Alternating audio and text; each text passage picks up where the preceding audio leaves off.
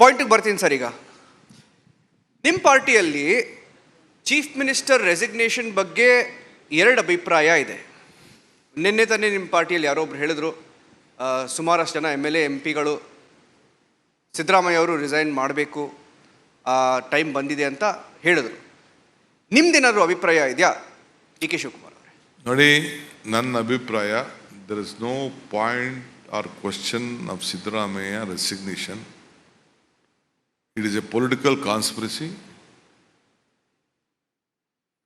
ಅವ್ರು ಮಾಡದೇ ಹೋದಂಥ ತಪ್ಪನ್ನು ಆರೋಪ ಮಾಡಿ ರಾಜಕೀಯವಾಗಿ ಅವರಲ್ಲಿರೋಂಥ ಪಾಪ್ಯುಲಾರಿಟಿನ ಕಡಿಮೆ ಮಾಡಬೇಕು ಅಂತೇಳಿ BJPಯವರು, ಜನತಾದಳದವರು ಮಾಡೋಂಥ ಒಂದು ಷಡ್ಯಂತ್ರಕ್ಕೆ ಇವತ್ತು ಇದೆಲ್ಲ ನಡೀತಾ ಇದೆ. No question of resigning. You will be the chief minister. We will all work together. ನಮ್ಮ ಜನಕ್ಕೆ ಏನು ಮಾತು ಕೊಟ್ಟಿದ್ದೀವಿ ಆ ಮಾತನ್ನು ಉಳಿಸ್ಕೊಂಡು ಹೋಗ್ಬೇಕು. ಡೆಸ್ಟಿನೇಷನ್ ಬಗ್ಗೆ ಮಾತಾಡಿದ್ರಿ. ಪಾರ್ಟಿ ಚಾನ್ಸ್ ಕೊಟ್ಟರೆ will you take the mantle of being the chief minister? It is not the party to be matter. ಆ ಸಂದರ್ಭನೂ ಬಂದಿಲ್ಲ, ಆ ಸಂದರ್ಭಕ್ಕೆ ಚರ್ಚೆ ಮಾಡೋಂಥ ಅವಶ್ಯಕತೆಯೂ ಇಲ್ಲ, ಯಾವ ಪೊಸಿಷನ್ನು ಖಾಲಿ ಇಲ್ಲ. ಒಂದಷ್ಟು ಕ್ವಿಕ್ ಕ್ವೆಶ್ಚನ್ ಸರ್. ಗ್ಯಾರಂಟಿ ಯೋಜನೆಗಳು 100% ಅಲ್ಲಿ ಎಷ್ಟು % ಅನುಷ್ಠಾನ ಮಾಡಲಿಕ್ಕಾಗಿದೆ, ಬಾಕಿ ಎಷ್ಟಿದೆ? Almost 99% we have implemented. ನಿಮ್ಮ ಸರ್ಕಾರದ 1.5 ವರ್ಷದ ಆಲ್ಮೋಸ್ಟ್ ಅವಧಿಯ ಪ್ರಯಾಣ ಎಷ್ಟು ಸ್ಯಾಟಿಸ್ಫ್ಯಾಕ್ಟರಿ ಆಗಿದೆ?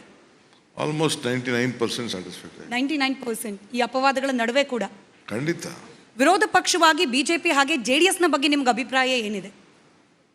ಅವ್ರಿಗೆ ಏನು ನಂಗೆ ಸಿಕ್ಕಿಲ್ಲ ಅಂತ ಬರೀ ಆರೋಪ ಮಾಡೋದ ಕೆಲಸನೇ ಹೊರತು, ಅವ್ರಿಗೆ ಅವಕಾಶ ಸಿಕ್ತಂಥ ಸಂದರ್ಭದಲ್ಲಿ ಅವರು ಜನರಿಗೆ ಒಂದು ಸಣ್ಣ ಸಾಕ್ಷಿ ಗುಡ್ಡೆ ಬಿಟ್ಟು ಹೋಗೋಕ್ಕಾಗಿಲ್ಲ.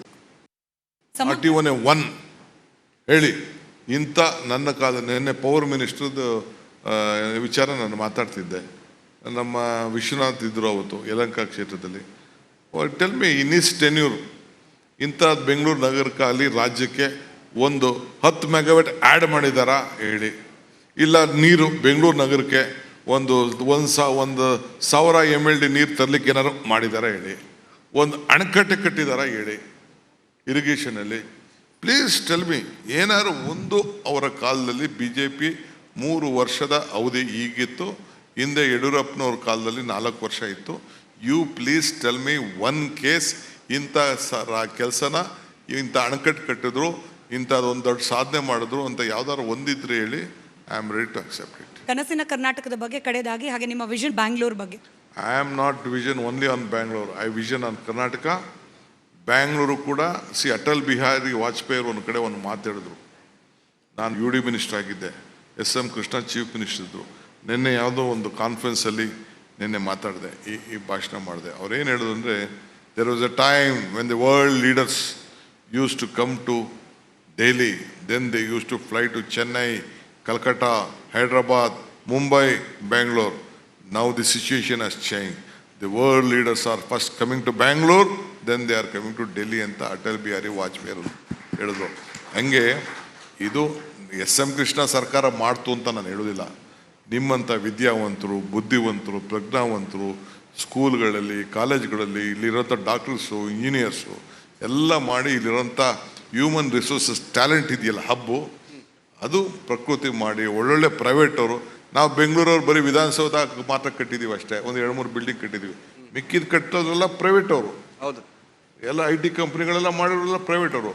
ಬಟ್ ದಿ ಪಾಲಿಸಿ ಮಾಡಿದವ್ರು ನಾವು. What policy we gave to the people of Karnataka on IT sector, that is how Bangalore is called the silicon valley. ಆ ವ್ಯಾಲಿ ಬಿಟ್ಟರೆ ಈ valley.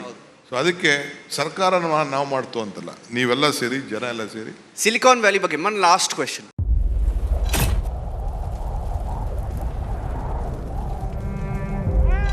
They destroyed our house and our life.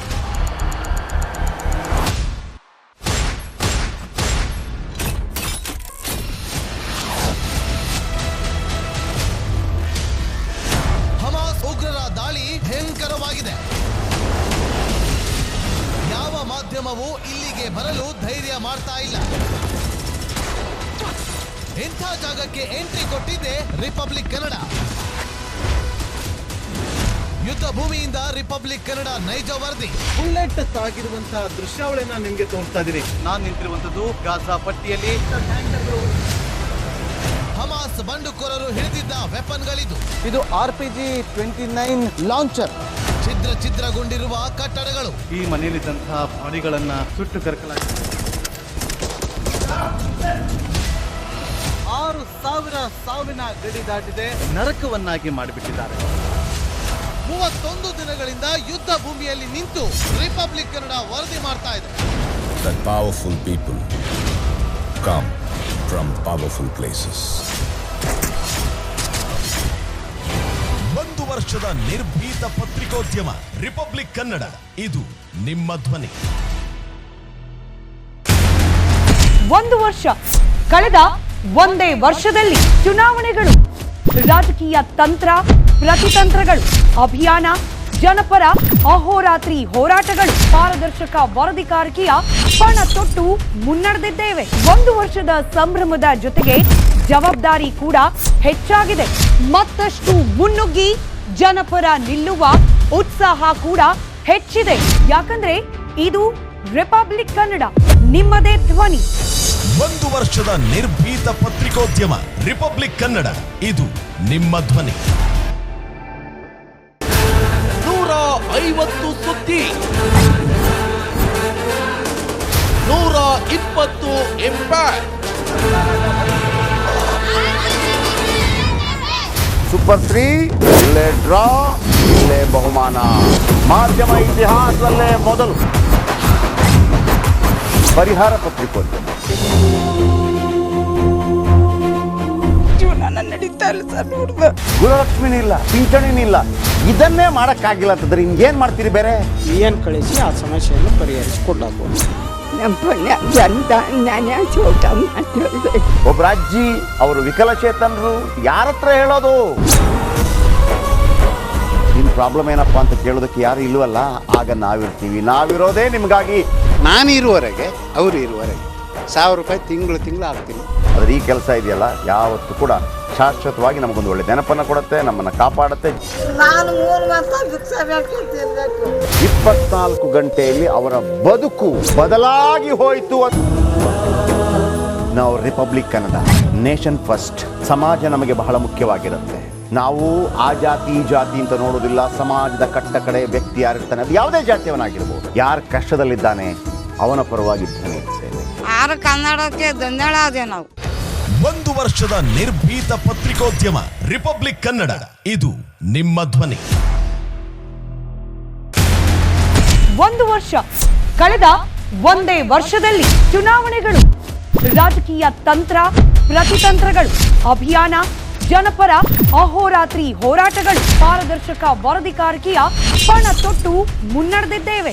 1 ವರ್ಷದ ಸಂಭ್ರಮದ ಜೊತೆಗೆ ಜವಾಬ್ದಾರಿ ಕೂಡ ಹೆಚ್ಚಾಗಿದೆ.